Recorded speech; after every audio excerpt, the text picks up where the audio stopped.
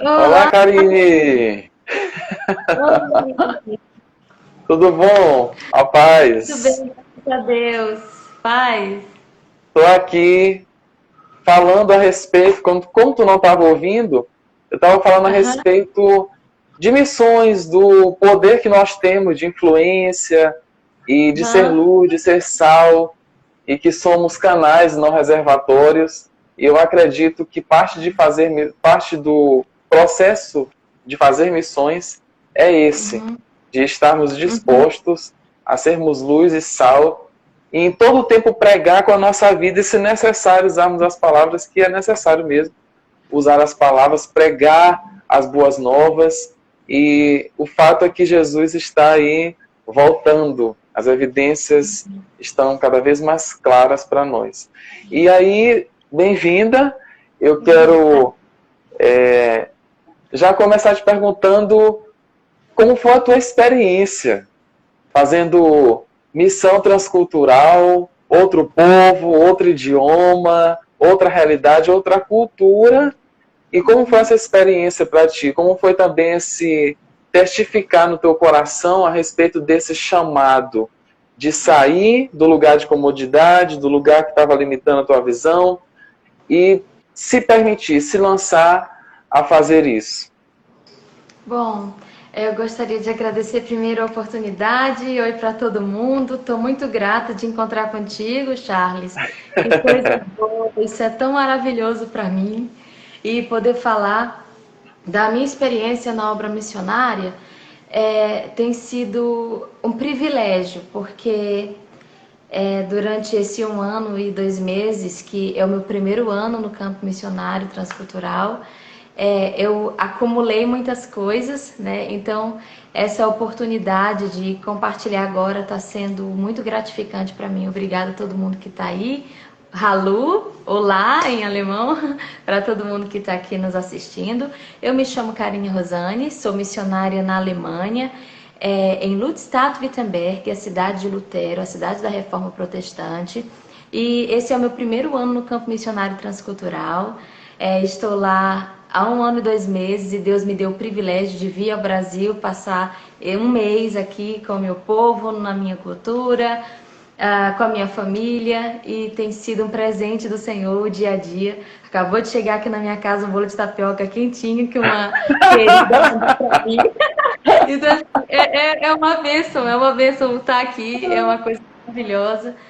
Os brasileiros são muito amáveis e me encontrar com aqueles que fizeram parte da minha base, né, que são o motivo pelo qual eu permaneço do outro lado do oceano, é gratificante, é um presente.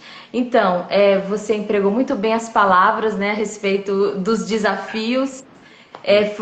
Foi exatamente dessa forma. A diferença de cultura, mudar de país, sair da estrutura da minha vida, foi de fato algo muito desafiador. Eu saí por obediência, né? Eu atravessei como Abraão. Não posso me igualar em hipótese alguma, porque ele é o pai da fé, ele é o patriarca. Mas em relação à obediência, eu saí dessa forma. Eu não tinha, durante a minha vida inteira, construído alguma pretensão de ser missionária para o campo europeu. Não tinha tido a percepção de ser missionária para a Alemanha. Eu sempre quis ser missionária e eu vim de uma gravidez complicada da minha mãe, e ela disse a Deus que se o Senhor quisesse me entregar ela saudável, ela me criaria para me entregar para o reino de Deus. Então, durante toda a minha vida, minha mãe sempre deixou muito claro para mim que as coisas de Deus eram prioridade, que ela me apoiaria viver esse estilo de vida, de priorizar o ministério na minha vida. E isso de fato aconteceu. Porém, eu achava, quando eu era criança, eu fui envolvida na obra missionária através da minha mãe. Viajei todos os municípios do Maranhão, aldeias, vários povoados. E quando minha mãe trabalhava na Secretaria de Missões, o foco da Igreja de Cristo dos últimos 100 anos foi a África. Então, na minha cabeça, eu seria missionária em algum país do continente africano. Durante esse período dos últimos 100 anos da história das missões transculturais, ficou-se muito atrelado o conceito de obra missionária à pobreza. Então, o foco das pessoas era os lugares pobres, certamente necessitam da palavra de Deus. Então, as igrejas passaram a trabalhar tanto com a divulgação do evangelho quanto na assistência social.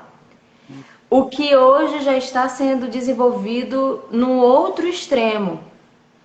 Agências missionárias que estão se tornando ONGs exclusivamente de ações sociais. E, por exemplo, nós tivemos aí, pelo menos nos últimos 20 anos, uma perda de várias organizações que começaram como organizações missionárias, que estão agora exclusivamente agindo como órgãos de ação social. E tudo isso é muito triste, porque Jesus Cristo, ele nos ensina a ser pessoas que estão acima do sistema humano. Porque o nosso sistema, ele falhou. O governo humano falhou. Desde Nimrod tentando construir uma torre, nós somos pessoas fadadas ao fracasso em nosso governo separado de Deus. Então, por mais que nós tenhamos um entendimento de política pública, por mais que nós tenhamos um esforço, Montesquieu teve o esforço de tentar sistematizar uma justiça com um governo tripartido, por mais que tenhamos esse esforço, dentro de nós está o próprio infrator da lei. Dentro de nós está o próprio criminoso. Então, quando a gente se dedica à perspectiva missionária somente aos povos que estão vulneráveis em sentido de pobreza, nós entramos num erro muito grande, porque essa pobreza nunca vai acabar. Enquanto o governo do Messias não for estabelecido, não adianta. Jesus mesmo disse isso: os pobres sempre tereis convosco, porque sempre haverá uma causa. Ou a causa da desigualdade no sentido da má distribuição dentro de uma sociedade, de bens, de patrimônio, ou a situação da própria pessoa fazer escolhas erradas na vida, que não dizem respeito ao governo. Então os pobres sempre tereis convosco, Jesus disse. Partindo desse aspecto, eu cresci na perspectiva de que eu ia ser missionária na África. Depois eu decidi, eu me senti muito estimulada a me dedicar às perspectivas judaicas. Então eu disse, eu vou ser missionária para Israel. Eu vou pregar para judeus que Jesus é o Messias prometido. E comecei a dedicar a minha vida. A única perspectiva de eu sair do Brasil seria para pregar para judeus. E entrei totalmente no interesse de desenvolver o reino de Deus no meu país, na minha cidade. Trabalhei com missões urbanas na minha cidade, aqui no Centro Histórico de São Luís. E comecei a me dedicar totalmente a isso. E eu pensava, a única coisa que hoje vai me tirar do meu país, da realidade do Brasil, da causa do evangelho no Brasil, será pregar para os judeus. Quando o Senhor me deu a surpresa de eu receber esse convite de discipular pessoas que tinham conhecido meus pais numa viagem em 2016 e eles pediram esse acompanhamento, e meus pais muito comprometidos com tudo que fazem aqui para Deus, e temos um ministério, temos a Casa de Cultura no Centro Histórico e tantas coisas, e eles disseram: não, a Karine é a melhor pessoa para ir. Isso para mim foi um susto. E eu recebi de imediato a proposta de ir para o campo missionário. Eu fiquei muito introspectiva. Eu tentei não transparecer que eu estava triste. Afinal de contas, foi um conflito interior muito grande. Estava chegando para mim a proposta que durante toda a minha vida eu sonhei, que era ser missionária no campo transcultural. Só que essa proposta não chegou para mim da forma como eu queria que fosse, como eu projetei para ser. Então eu fui por obediência, mas eu ainda fui numa obediência muito arrogante. Eu fui por obediência dizendo: Senhor, eu já estou aqui, ok? Eu já fiz o que eu tinha que fazer. Então, os meus 3 primeiros meses foram de muitos conflitos. Eu entrei numa crise depressiva por causa disso, porque foi um processo de desconstrução muito árduo do meu idioma, da minha cultura, da minha personalidade, dos meus conceitos, da prática cristã que eu estava levando na época. E o Senhor, então, começou a me ensinar conceitos basilares, rudimentares da fé cristã, que eu havia aberto mão. E eu entendi, eu comecei a entender a submissão de Jesus. Em Hebreus capítulo 5, verso 7. A palavra de Deus diz em Hebreus capítulo 5, verso 7, que durante todos os dias de vida na terra, Jesus viveu em reverente submissão ao Pai, orando em lágrimas e súplicas àquele que o podia livrar da morte.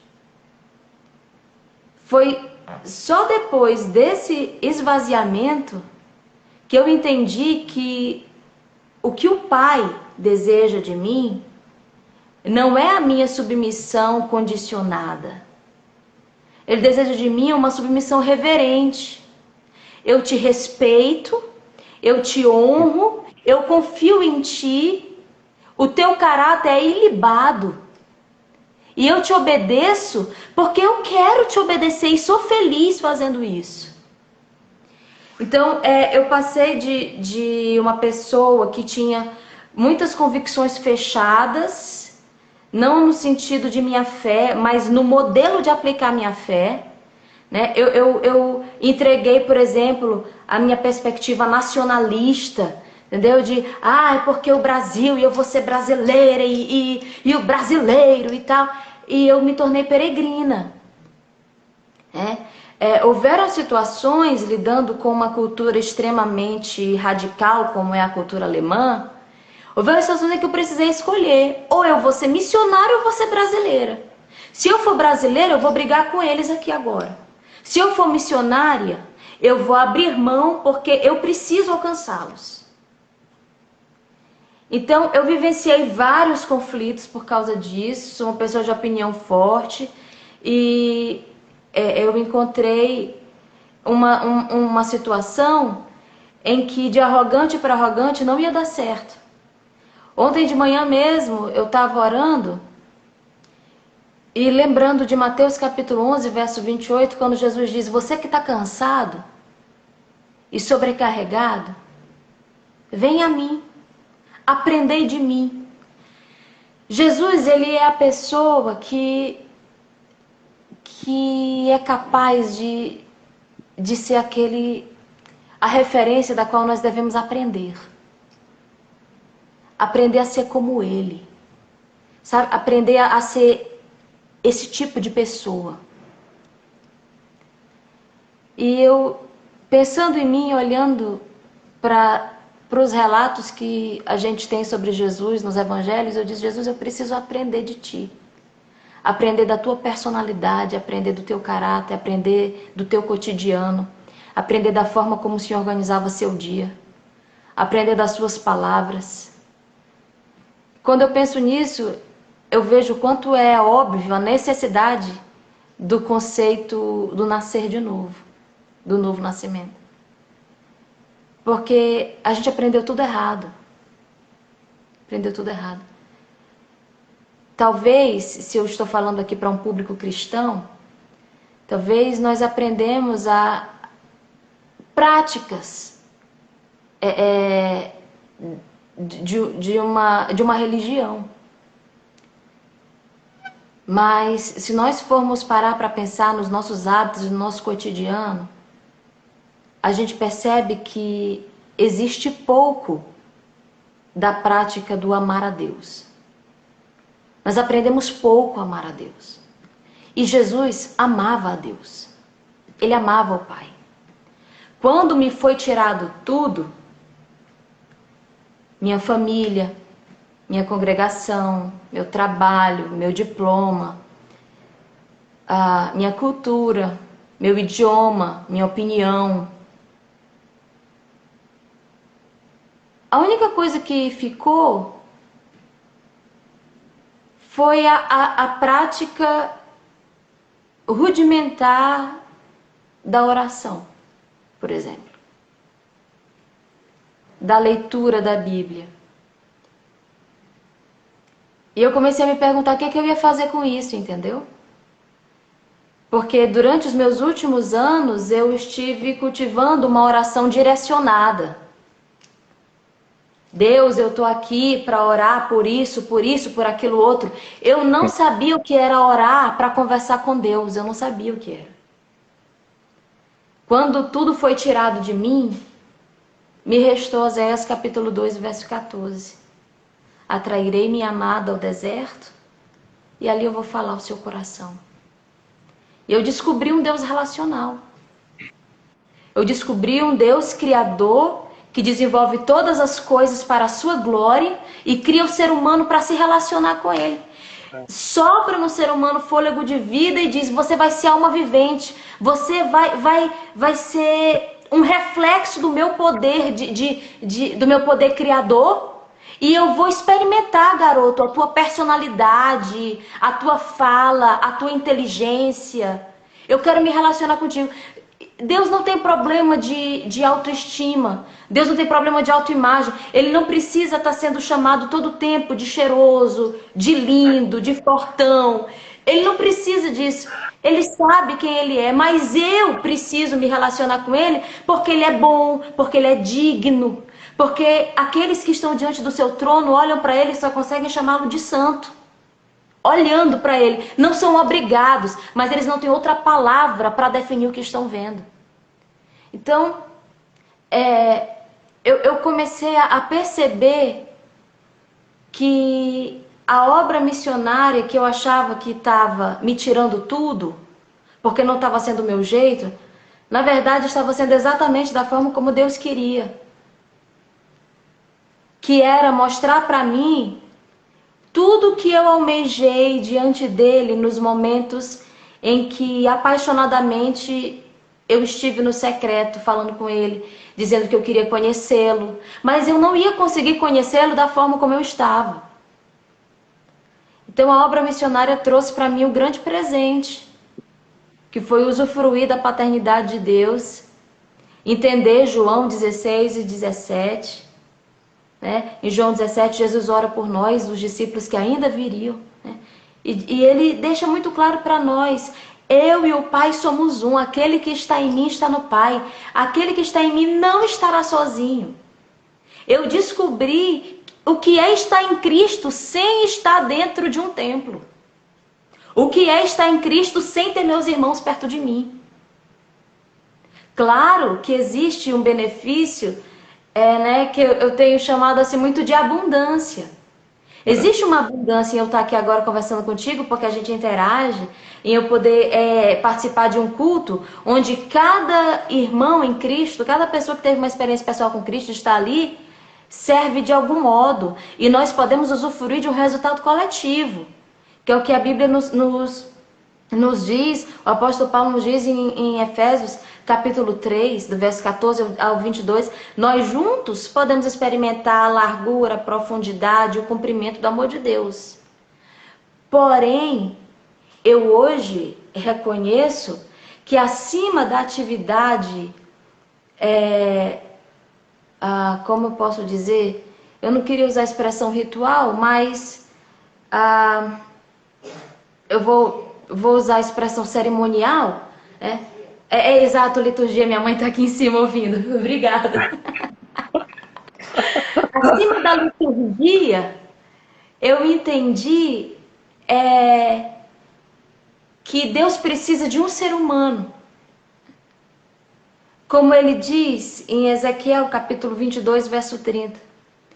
Busquei um que se colocasse na brecha, na minha presença em favor da cidade. E não encontrei ninguém. Meu Deus. Um ser humano que decide dizer, vou te descobrir, vou me relacionar contigo. Eu jamais vou conseguir comer essas frutas tão maravilhosas sem pensar em ti, sem comentar contigo sobre o quanto eu gosto delas. Foi para isso que Deus criou o ser humano.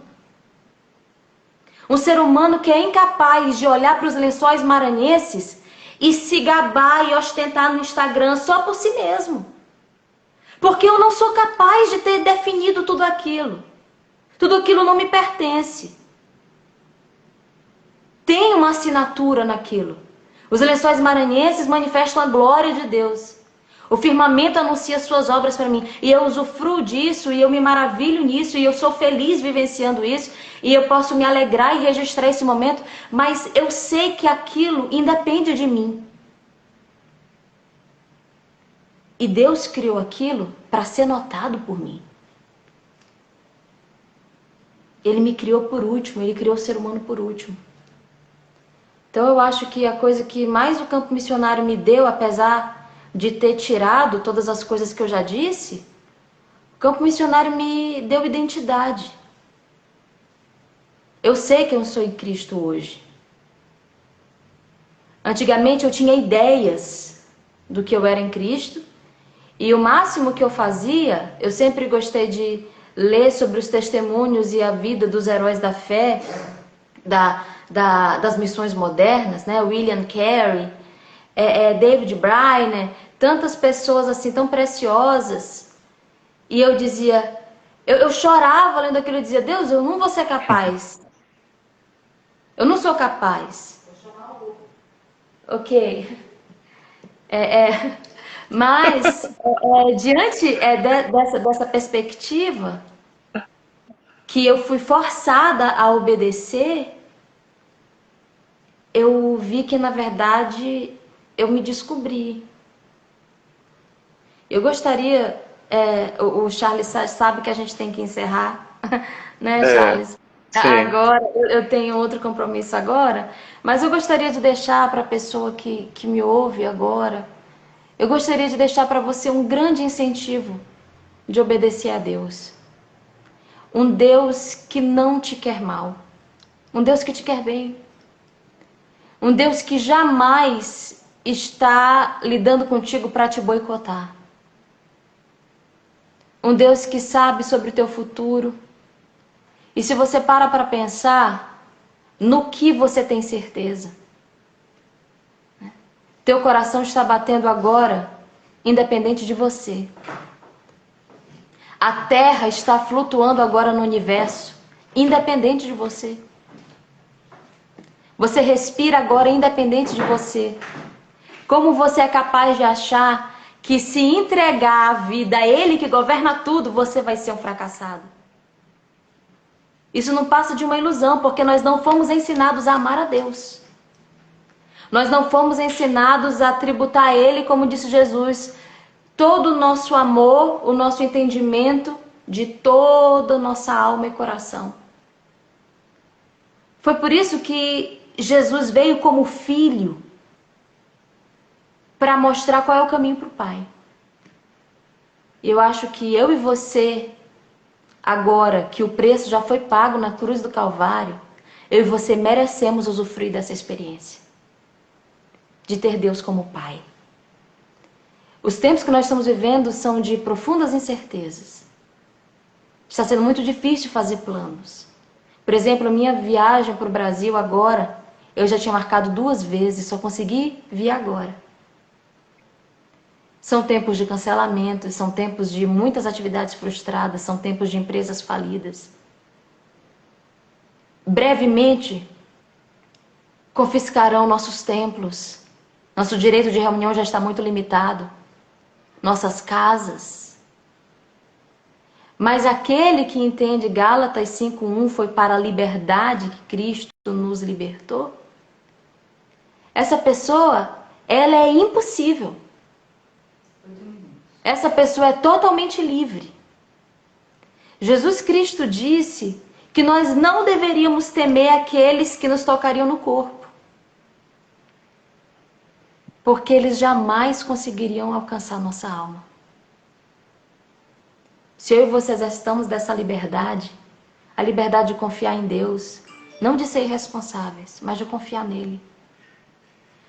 Porque se eu fosse contar para ti, Charles, tantos milagres. Meu 1 ano e 2 meses na Alemanha é de milagres. Ainda há pouco eu conversava aqui com uma amiga sobre máquina de lavar e lembrei como minha máquina de lavar chegou no meu apartamento em Wittenberg. Um milagre. Eu estava lavando edredom, roupas pesadas na mão, num box de banheiro, secando no inverno. Eu falei pra ela, se eu paro pra pensar que eu fiz isso, eu não sei mais explicar como que eu fui capaz de fazer isso. O estado de necessidade estendeu meus limites. Vou estender aqui essa luz. Sério, estendeu meus limites pra eu conseguir fazer isso. Mas eu mesma não tinha percepção. Então, a máquina de lavar chegou, eu orei e a máquina de lavar chegou. Uma avó de uma moça que era namorada de um cara que era amigo meu recente. Olha a situação. A idosa senhora faleceu e eles precisaram tirar rapidamente os móveis da casa para entregar o apartamento para a imobiliária. Então esse menino que conhecia o namorado dessa moça que perdeu a avó me ligou desesperado se eu queria uma máquina de lavar e um fogão urgentemente. Eu falei, eu aceito. Levaram na minha casa. Aquela máquina de lavar eu não teria dinheiro tão cedo para comprar. Então assim, é só um exemplo do que eu acabei de lembrar ainda há pouco conversando com alguém. Mas toda a trajetória é uma trajetória de milagres. De um Deus que se interessa pelo cotidiano do ser humano. E de um Deus que nos chama para obedecê-lo porque Ele quer que nós usufruamos a vida que Ele planejou para nós. Infelizmente, eu tenho que acabar agora. Vai voltar uma outra programação aqui no Instagram.